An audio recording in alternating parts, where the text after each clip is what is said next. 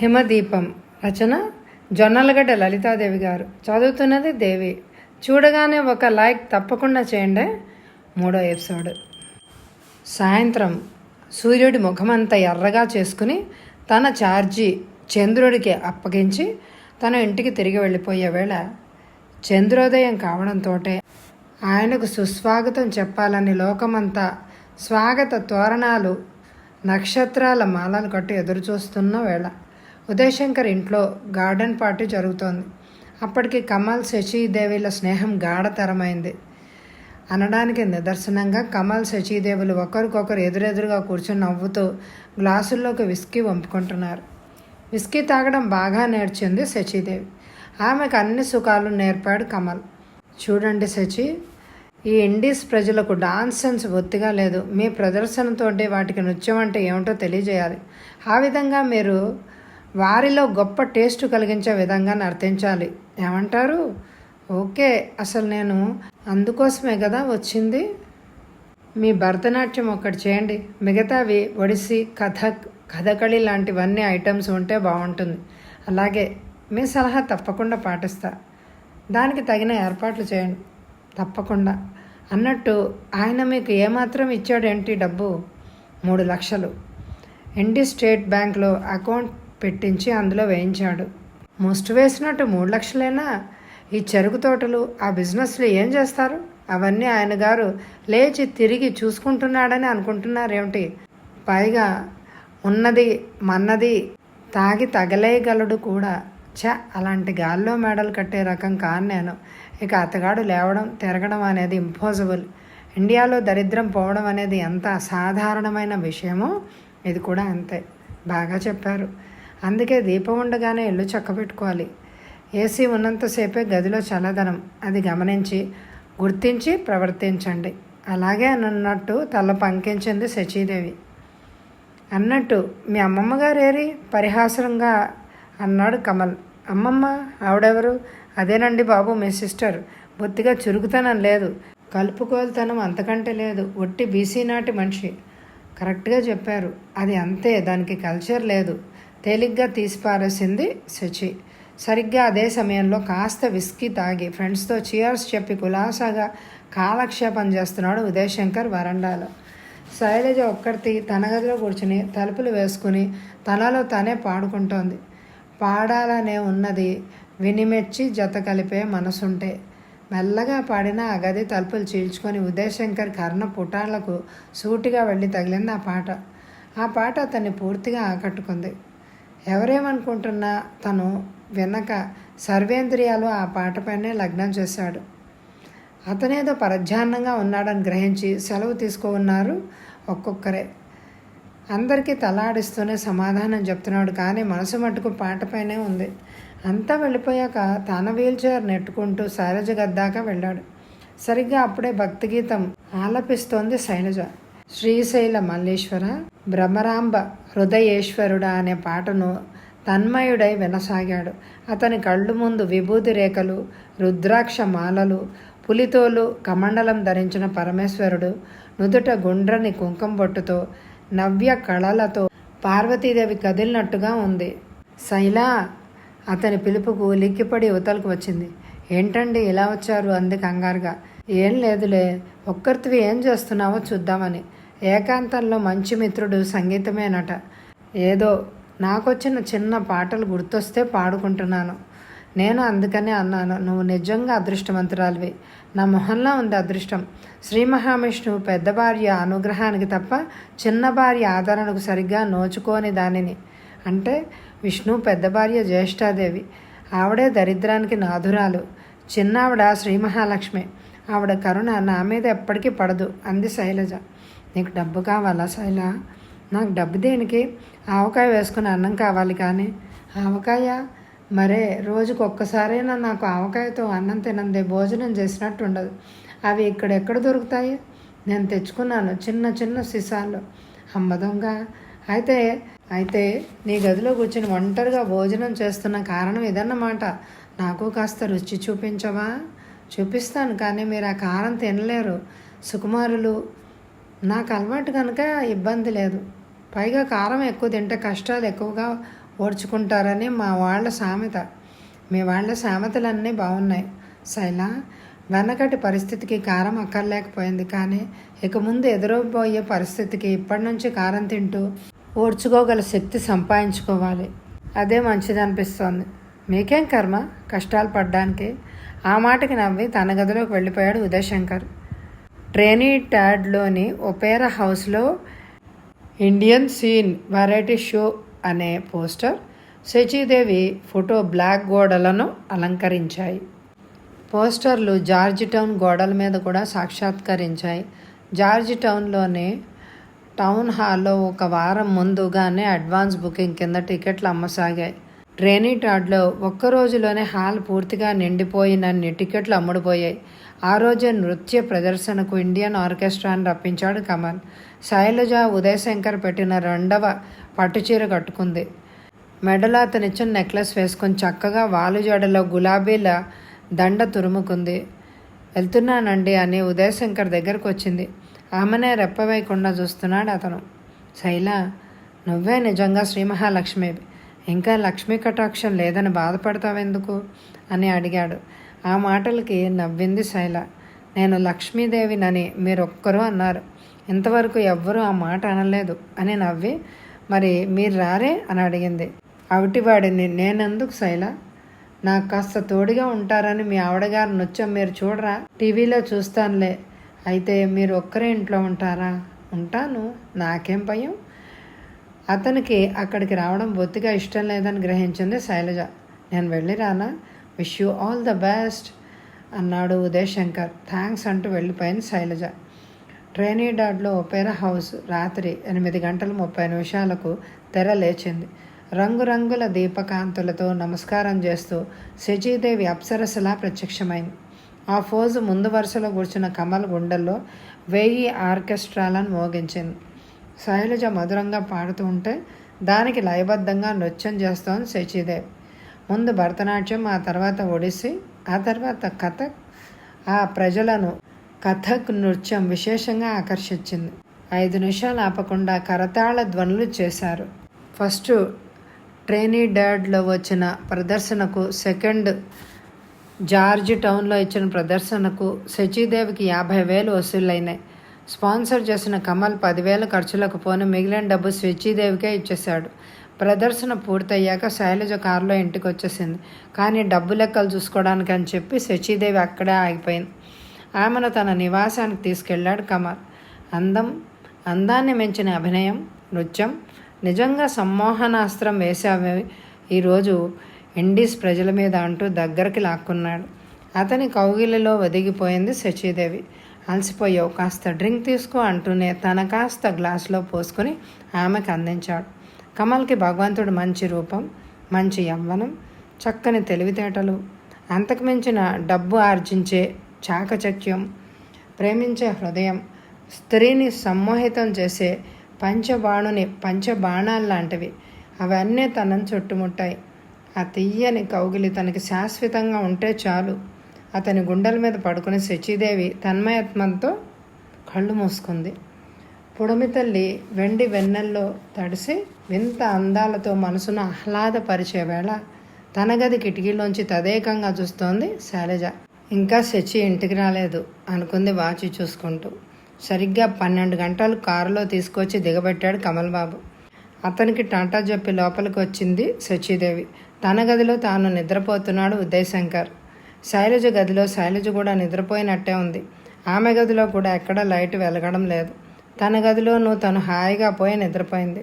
తెల్లవారుగానే లేచిన శైలజ శచి గదిలో ఆమె హాయిగా నిద్రపోతుంటే లేపడం దేనికి అనుకుని తను పనులు ముగించుకొని తను తెల్లవార్లు గుణించుకున్న మాటలన్నీ చెప్పివేద్దామని తిన్నగా ఉదయశంకర్ గదిలోకి అడుగు వేసింది శైలజ. అప్పుడే నిద్రలేచిన ఉదయశంకర్ ఆమెను చూసి బెల్ నొక్కబోతున్న మాడల్లా ఆగిపోయాడు. గుడ్ మార్నింగ్ అంటూ శైలజ పలకరించింది. గుడ్ మార్నింగ్ అంటూ సరిగ్గా దిళ్ళకు ఆనుకొని కూర్చున్నాడు. మొహం కడుక్కున్నారా? ఇంకా లేదు, కానీ నువ్వేదో చెప్పాలని వచ్చావు కదా, అది చెప్పే వెళ్ళు. ఇంకా అతను మొహమైనా కడుక్కోలేదు. తను సుప్రభాతం మొదలు పెడితే బాగుంటుందా అని సందేహించసాగింది. నువ్వు ఇలా ప్రతిదానికి భయపడ్డం మానేయాలి అన్నాడు ఉదయ్. ఏం లేదు, మా నాన్నగారు ఒక్కరే ఉన్నారు. నాకు ఆయన జబ్బు మనిషి. నేను వచ్చి చాలా రోజులు అయిపోయింది. ఆయన్ని చూసేవారు ఎవరు లేరు చెప్పండి. అందుకే నన్ను పంపించవేయండి తల వంచుకొని అడిగింది శైలజ. అంటే టికెట్ ఇచ్చి ఫ్లైట్ ఎక్కించమనేనా నీ భావం? అంతే మరి. నాకు జ్యేష్ఠాదేవి అనుగ్రహమే తప్ప లక్ష్మీదేవి కరుణ లేదని మీకు ఆనాడు అందుకే చెప్పాను. ఐసి నీ దగ్గర క్యాష్ ఉంటే ఆనాడే వెళ్ళిపోయేదాను అన్నమాట. అంతే కదా? అంతే మరి. శచి దారిన శచి ఒక ఇంటిదైంది. ప్రదర్శన వల్ల సంపాదించుకుంటుంది. సంపాదించకపోయినా ఆమెకు దిగులేదు. మీరిచ్చిన ఆస్తియే బోలెడుంది. నా మీద ఆధారపడిన మా నాన్నగారిని పరుల మీద ఎంతకాలం వదిలి ఉంటాను? నువ్వు అక్కడ ఏమన్నా ఉద్యోగం చేస్తున్నావా? చాలా వాటికి అప్లై చేసి వచ్చాను. ఏమయ్యాయో తెలియదు. మా నాన్నగారు ఏదో ఆర్జించి గుట్టుగా కాలక్షేపం చేస్తున్నా మేమిద్దరమే కనుక. శచికి చెప్పావా వెళ్తున్నానని? ఆమె నేను వెళ్తానంటే తీవ్రంగా అభ్యంతరం చెప్తోంది. ఇల్లు నువ్వు చక్కదిద్దుకో, బయట వ్యవహారాలు నేను చూసుకుంటాను అని ఆనాడు మీ ఎదురుగానే అన్న మాటలే చెప్తోంది. నా బాధ్యత నీదే అయినప్పుడు మరి నన్నేం చేసిపోతావు శైల? ఆ మాటకు వెంటనే జవాబు చెప్పలేకపోయింది శైలజ. నేను ఏదో పరిష్కరిస్తాలే, నువ్వు కంగారు పడకు వెళ్ళడానికి. తను చెప్పదలుచుకున్న 4 ముక్కలు అతనికి చెప్పేశాక మనసు తేలిక పడింది శైలజకు. ఇంతలో నౌకర్ రావడం, అతను వీల్ చైర్లో కూర్చోడానికి సాయం చేయడంతో తను యువతలకు వచ్చేసింది. అతను బ్రేక్ఫాస్ట్ తీసుకునే వరకు తన గదిలోనే కూర్చోవచ్చు. ఇండియా నుంచి వస్తూ తను కూడా తెచ్చుకున్న వెంకటేశ్వర స్వామి ఫోటో ఒకటి, పార్వతీ పరమేశ్వరులు, కుమారస్వామి వినాయకుని ఒడిలో కూర్చోబెట్టుకున్న ఫోటో ఒకటి, ఆ 2 తనకు కేటాయించిన గదిలో టేబుల్ మీద పెట్టుకుని ఆ తోటలో పూసిన పూలను తెచ్చిపెడుతూ ఉంటుంది. అలాగే తనకిష్టమైన పుస్తకాలు కూడా తెచ్చుకుంది. అందులో విశ్వనాథం గారి కిన్నెరసాని ఒకటి, అది తీసి చదువుకుంటోంది శైలజ. ఆ కిన్నెరసాని అందాలను తలుచుకుంటూ కళ్ళు మూసుకుంది. ఏంటి శైల, నీ కళ్ళు మూసుకొని పుస్తకం చదవడం కూడా వచ్చా? ఉదయ్ శంకర్ ప్రశ్నకు తుళ్ళిపడి కళ్ళు తెరిచింది. అబ్బే లేదు, కళ్ళ ముందు పుణ్యనది దర్శనం ఇస్తుంటేను. నిజంగా నేను ఆనాడు చెప్పిన మాట నిజం శైల. నువ్వు అక్షరాల్లా ధన్యజీవి. పుస్తక పఠనం, సంగీతం పాడుకోవడం, ప్రకృతిలో లీనమై పరవశించడం అందరికీ లభ్యమయ్యేవే కావు. నీ ఊహల మెరుపులే వేరు. ఇంతకుముందు అదే పుస్తకం విశ్వనాథ గారి కిన్నెరసాని. అతని దృష్టి అక్కడ పెట్టిన దేవుని బొమ్మల మీద పడింది. ఏదో అనుభవలోగా శచి లేచి అటు వచ్చింది. ఏంటి ఇక్కడున్నారు? ఏం లేదు, త్వరగా కానిచ్చుకొని ఇద్దరు రండి బ్రేక్ఫాస్ట్ తీసుకుందాం అని. శైల, నాకు పుస్తకం ఆనకి చదివి వినిపిస్తావా? ఏడ్చినట్టుంది. నేను అర్జెంటుగా మీతో మాట్లాడాలి. ఇప్పుడు ఆ పనికి మాలిన పుస్తకాలు ఏం పెట్టుకోకండి అంటూ విసురుగా వెళ్ళిపోయింది శచి. శైల మాట్లాడలేదు. ఈ మధ్య ఈ వెస్టిండీస్లో బాంబుల భయం ఎక్కువైంది శైల. ఆ మాటలకు నవ్వింది శైల. మీరు బాంబుల్ని గురించి భయపడడం ప్రారంభిస్తే అవి ఎప్పుడూ మీ గుండెల్లోనే పేలిపోతాయి. అంచేత వాటిని తలుచుకోవడం మానేయండి. పడేవి ఎలాగా పడక మానవు. ముందు నుంచి దేనికి బెంబేలు? ఆ మాటకు చెక్కుతుడై చూశాడు ఉదయ్. శైల, నీ మాటలని నేను బ్రతికుండగా మర్చిపోను అంటూ వెళ్ళిపోయాడు. శచి వచ్చాక బ్రేక్ఫాస్ట్ తీసుకున్నారు. ఆమె ఏదో మాట్లాడాలన్నది కనుక శైలజ వెంటనే తన గదిలోకి వెళ్ళిపోయింది. ఏంటి శచి, నువ్వేదో మాట్లాడాలన్నావు కదా? మీరు ఎలాగో అస్వస్థులయ్యారు. మీ వల్ల ఇంకా వ్యాపారాలు ఏం సాగుతాయి? ఆ చెరుకు తోటలు, మీ బిజినెస్లో అంతా నా పేరున రాసేయండి, నేను చూసుకుంటాను. నువ్వా? నీ వల్ల ఏమవుతుంది? ఎందుకు కాదు? అదేం బ్రహ్మ విద్య? వెధవది. పొలాలు చూసుకోవడం, హోటళ్ళు నడపడం, బిజినెస్ చేయడానికి కూడా ఒక పెద్ద క్వాలిఫికేషన్ కావాలా? అంటే నీ ఉద్దేశం ఇంకా విప్పి చెప్పాలా? దేశాన్ని పాలించే వాళ్ళకే క్వాలిఫికేషన్లు అక్కర్లేదు, మెజారిటీ తప్ప. అలాంటిది ఏదో 4 బిజినెస్లు చూసుకోవడానికి పెద్ద పాండిత్యం కావాలా? ఆ మాత్రం చేయలేనా? ఎందుకు చేయలేవులే, అసలే నువ్వు డాన్సర్వి. అంచేత పనివాళ్ళ చేత కూడా నువ్వు భరతనాట్యం చేయించగలవు. ఇకనే ఆ సంగతి తెలిసినప్పుడు ఇంకా వాదిస్తారు దేనికి? అదేదో తొందరగా కానివ్వండి. కానిస్తాలే, లాయర్ని పిలిపించాలి, మాట్లాడి అప్పుడు చూద్దామంటే కాదు, 2-3 రోజుల్లో ఆ గొడవ ఏదో తేలిపోవాలి. శాసిస్తున్నట్టే అంది శచీదేవి. ఒక్కసారి నిశీతంగా ఆమె మొక్కం కేసు చూసి తల పంకించి ఊరుకున్నాడు ఉదయ్ శంకర్. కారు గుమ్మం ముందు ఆపి విసురుగా లోపలికి వచ్చాడు విశ్వనాథ్. లోపల గదిలో ఎవరూ కనిపించక వరండా దగ్గరకు వచ్చాడు. గార్డెన్లో పచారు చేస్తోంది శైలజ. ఆమెను చూడగానే అటు నడిచాడు. అతన్ని చూసి తెల్లబోయింది శైలజ. ఏమిటి ఇలా వచ్చారు? ఊరికే. ఎందుకు వస్తాను? పని ఉండబట్టే వచ్చాను. చెప్పండి, ఏం పను? మీ అక్కేది? ఆ ప్రశ్నకు శైలజ వెంటనే జవాబు ఇవ్వలేదు. చెప్పు, మా తమ్ముడు కమల్తో కలిసి వెళ్ళింది కదూ. ఆ మాట వినగానే నల్లగా మాడిపోయింది శైలజ మొహం.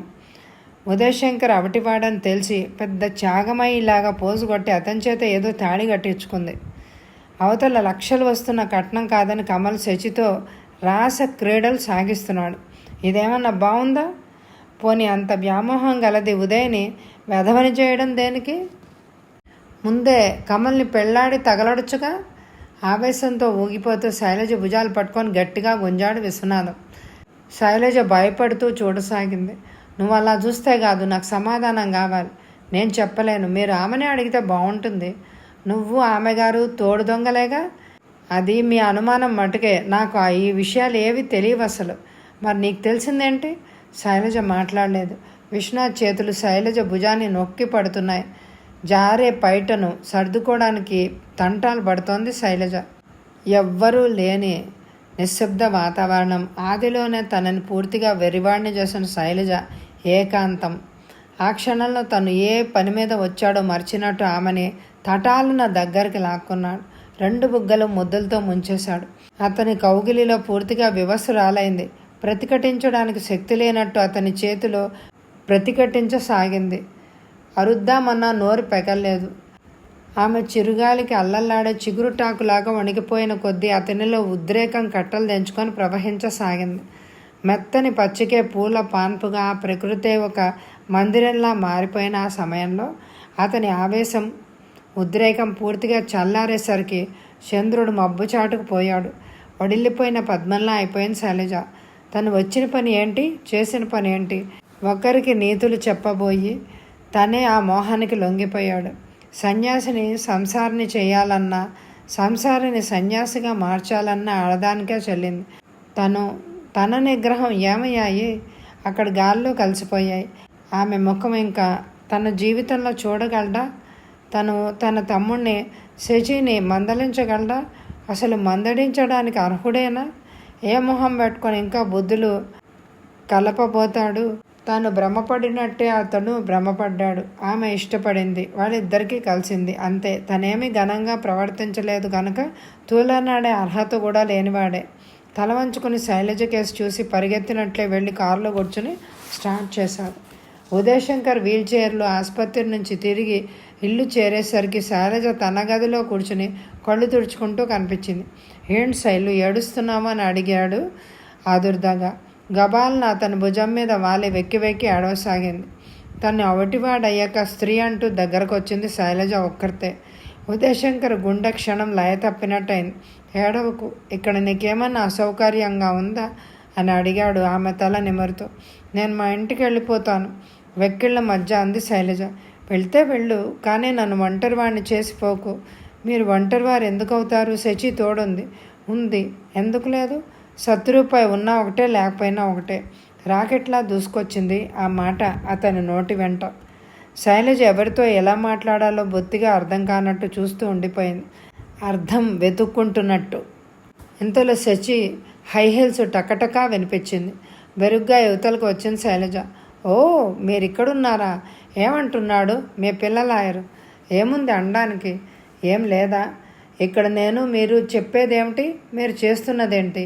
చెప్తావులే, నీకు పనే ఉంది, ఏదో ఒకటి చెప్తూనే ఉంటావు. ఆ గొడవేదో తేల్చివేస్తే మిమ్మల్ని పదే పదే అడగను కదా. రాని లాయర్ గారు తీరుబడి చేసుకొని రావాలి కదా. అప్పుడు ఆ లాయర్ గారికి జన్మకి తీరుబడి అవుతుందని నేను అనుకోను. మీరు తొందరపడితే తప్ప. అంత ఎమర్జెన్సీ లేదు కదా అని తొందరపడ్డం లేదు. మీకు లేకపోవచ్చు, నాకు ఉంది.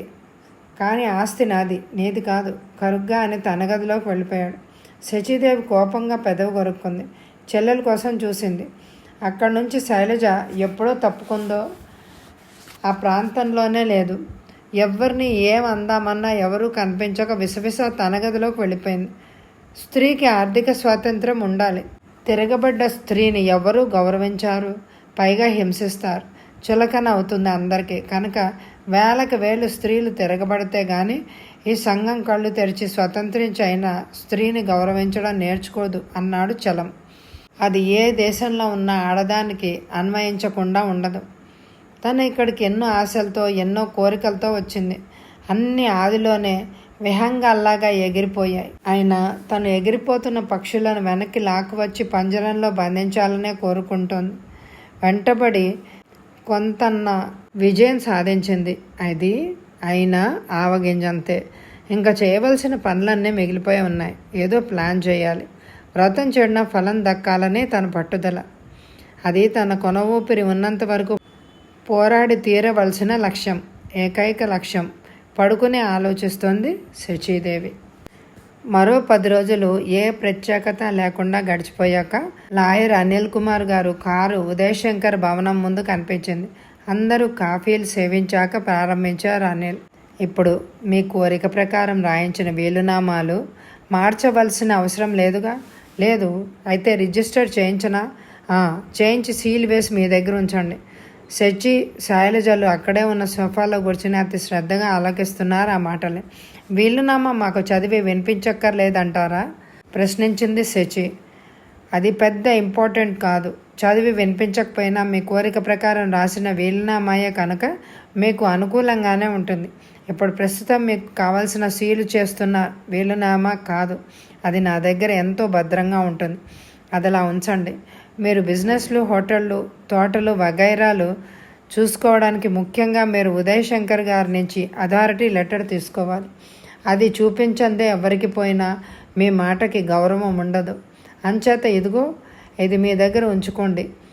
దీని మీద శ్రీ ఉదయ్ బాబు గారిది, నాది కూడా సంతకాలు ఉన్నాయి అంటూ అందించాడు. అది చూడగానే 100 మతాబుల కాంతితో వెలిగిపోయింది శచీదేవి ముఖం. అతి భద్రంగా ఆ కాగితం తన దగ్గర పెట్టుకుంది.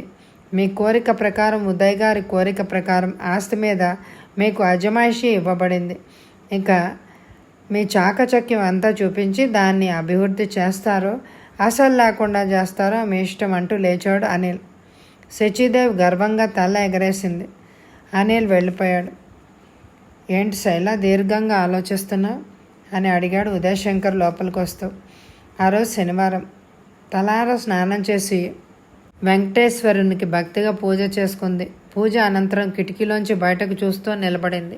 ఉదయశంకర్ రాకను కూడా గమనించలేదు. అతని మాట విని తటిల్లతలాగా అతని వైపు తిరిగి చూసింది. నీకు ఇండియా మీద గుబులు మళ్ళిందా? అవును, నాకు మా దేశం వెళ్ళిపోవాలనుంది. తన గోళ్లకేసి చూసుకుంటూ జవాబిచ్చింది. మొత్తానికి నీకు దేశభక్తి ఎక్కువే అన్నమాట. తెప్పేముంది? జననీ జన్మభూమిశ్చ స్వర్గాదపి గరీయసి అన్నారు. అందుచేత ఎవరి గడ్డ మీద వారు ఉండాలనుకోవడంలో అసహజమేమీ లేదు. ఎక్కడైనా ఆ సూర్యుడు, ఆ చంద్రుడు, ఆ ఆకాశము, ఆ భూమే శైలజ అంతా మానవుల భావనలో ఉంటుంది అంతే. కాదు, అక్కడ గాలికి, అక్కడ నీరుకు, అక్కడ భూమికి ఒక ప్రత్యేకత ఉంది. అక్కడ ఉన్న ఆధ్యాత్మిక సంపద మరో చోట కనిపించదు. నీకు దేశభక్తితో పాటు దైవభక్తి కూడా ఎక్కువేనన్నమాట అన్నాడు పూజింపబడిన వెంకటరమణుని చూస్తూ.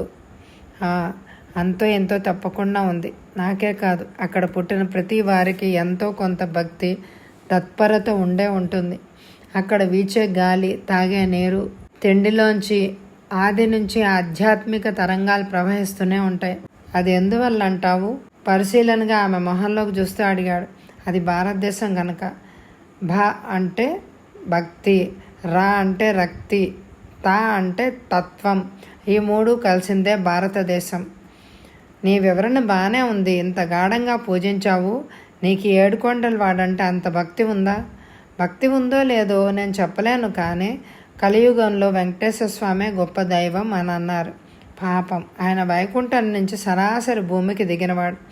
అలా దిగిన వ్యక్తి విదేశీ వ్యామోహం అన్నట్టు ఏ అమెరికానో ఏ రష్యాలోనూ చెక్కేయకుండా ఇండియాలోనే, అందులోనే ఆంధ్రదేశంలో స్థిర నివాసం ఏర్పరచుకోవడం ఆంధ్రుల పుణ్యం అంది వెంకటేశ్వర స్వామిని తలుచుకుంటూ.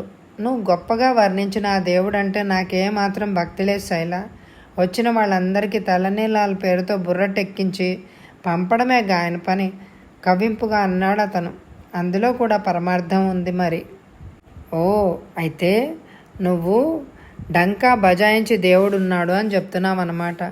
కరెంటు తీగ ముట్టుకుంటే కానీ అందులో విద్యుత్ ఉంది లేనిది తెలియదు. అలాగే భగవంతుని గురించి తెరిచి చూస్తే కానీ ఆయన శక్తులు అర్థం కావు. ఏది ఏమైనా నాస్తికవాదం మా హిందువుల్లో ఎక్కువ. ఆమె అన్ని మతాల గురించి చెప్పే వివరణ వింటూ క్షణంసేపు అవాక్ అయిపోయి ఏం మాట్లాడలేకపోయాడు ఉదయశంకర్. శైలజ, నీలాంటి తాత్వికురాల్ని, ప్రేమికురాల్ని, భక్తురాల్ని స్వదేశానికి దూరం చేసిన పాపం పోగు చేసుకునే కంటే నిన్ను మాతృభూమికి పంపించడమే చాలా మంచిది. డియర్ శైల, నీతో ఎవరిని కూడా పంపమంటావు? మీ ఇష్టం. ఎవ్వరిని పంపకపోయినా నన్ను విమానం ఎక్కిస్తే నేనే వెళ్ళగలను. అయితే నేను రావద్దా? మీరా? సంభ్రమ ఆశ్చర్యాలతో ప్రశ్నించింది శైలజ. అవును, నేనే. నాకు గత కొద్ది నెలలుగా మనశ్శాంతి పూర్తిగా కరువై పైకి చెప్పుకోలేని ఆవేదనను అనుభవిస్తున్నాను. నువ్వేదో ఆధ్యాత్మిక తరంగాల గురించి ప్రస్తావించావు కదా, అవేమన్నా నాకు మనశ్శాంతిని ప్రసాదిస్తాయేమోనని ఆశపడుతున్నాను. అంతే. తప్పకుండా రండి. అక్కడి పుణ్యనదులు, పవిత్ర దేవాలయాలు సందర్శిస్తే మీలో ఉన్న అశాంతి తొలగి నూతన వికాసం కలుగుతుంది.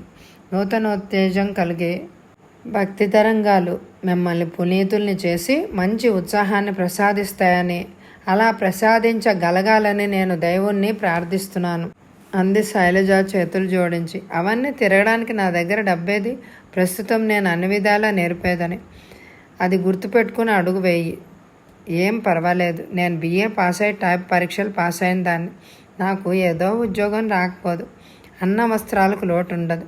ఎటొచ్చి ఈ వైభవోపేతమైన జీవితము మీకు ఇవ్వలేనేమో, కానీ కంటికి రెప్పలా చూసుకోగలను. థ్యాంక్స్. అయితే మన ఇద్దరం ఇండియా వెళ్దాం. నాకు సముద్ర ప్రయాణం చేద్దామని ఉంది. మరి నీ అభిప్రాయం ఏంటి? అలాగే, నాకు ఏదైనా ఒకటి అంది ఉత్సాహంగా. నువ్వు నీ ప్రయాణానికి రెడీగా ఉండు, మిగతా ఏర్పాట్లు నేను చూసుకుంటాను. మరి శచి? ఆవిడ రాదు. రమ్మన్నా రాలేదు కూడా. ఆవిడ ప్రస్తుతం చాలా విషయాల్లో పీకల దాకా కూరుకుపోయింది. బయటకు రమ్మన్నా రాలేదు. ఆవిడ గారి విషయం వదిలే అంటూ వెళ్ళిపోయాడు ఉదయశంకర్. తన ఇంటికి పోవచ్చు అన్న సంతోషం శైలజని చాలాసేపు వదలలేదు. ఇక్కడికి వచ్చిన దగ్గర నుంచి తనకి అశాంతి తప్ప ఏమీ దక్కలేదు అని అనుకుంది. శైలజ, ఉదయశంకర్లు ఇండియా వెళ్తున్నారని తెలిసినప్పుడు శశిదేవి బాధపడలేదు సరిగదా, పైపెచ్చు చాలా సంతోషించింది కూడా. శైల, అమ్మకి నాన్నకి నేను ఇక్కడ సుఖంగానే ఉన్నానని చెప్పు. ఆ అవిటివాడిని విషయం చెప్పకు. ఇక్కడ వ్యక్తిని పెళ్లి చేసుకుని సుఖంగా ఉన్నానని చెప్పి ఈ డబ్బు వాళ్ళకి ఇచ్చేయి. అంతేగాని ఉదయబాబు విషయం పొరపాటును కూడా చెప్పకు అంటూ మరీ హెచ్చరించి 50,000 రూపాయలు తన వారికి అందజేయమని శైలజకి ఇచ్చింది. శశిదేవి ఆంతర్యం అర్థం కాక ఆ డబ్బు అందుకొని భద్రంగా దాచింది శైలజ. ఉదయశంకర్ అభిలాషానుసారం సముద్రం మీదే నిర్ణయమైంది ప్రయాణం. ఉదయశంకర్ శ్రేయోభిలాషులంతా వచ్చారు ఓడదాకా. అందరికీ చిరునవ్వుతో వేడుకలు చెప్పి ఫస్ట్ క్లాస్ క్యాబిన్లో సర్దుకున్నారు శైలజ, ఉదయులు. అంత అనంతమైన జలరాశిలో ఆ నీలి సముద్రాన్ని చీల్చుకుంటూ సాగిపోతోంది ఓడ. సముద్ర ప్రయాణం చాలా ఆరోగ్యం. ప్రస్తుతం నా పరిస్థితికి అది చాలా మంచిదని ఈ విధంగా బయలుదేరి తీశాను. నీకేం ఇబ్బంది లేదు కదా? ఇబ్బందా? మీరు తోడుగా ఉండగా అటువంటి పదాలు దగ్గరకు చేరడానికి ఎంత ధైర్యం? నిజంగా ఇండీస్ వస్తున్నప్పటికంటే ఇండియాకు వెళ్తున్న ఈ ప్రయాణమే అత్యంత ఆహ్లాదకరంగా ఉంది. ఆ మాటకు ప్రశంసగా చూశాడు ఉదయశంకర్. నీ సాన్నిధ్యంలో, చల్లని ఈ వాతావరణంలో నేను చేస్తున్న ఈ ప్రయాణం నా జీవితంలో సువర్ణ అక్షరాలతో లిఖితం అనుకున్నాడు అగాధమైన జలనిధి వంటి హృదయం గల ఉదయశంకర్. ఆమెకు అనుకోకుండా విశ్వనాథ్ గుర్తుకొచ్చాడు.